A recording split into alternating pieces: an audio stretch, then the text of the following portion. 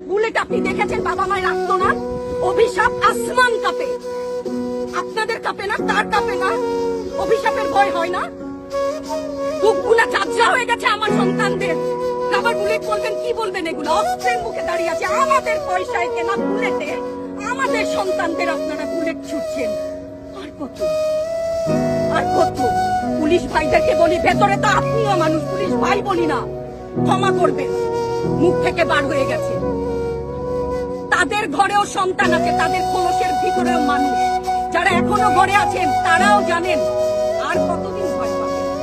ভয়েই থাকেন, একটা মারবেন 10টা আসবো, 10টা মারবেন লক্ষ আসবো।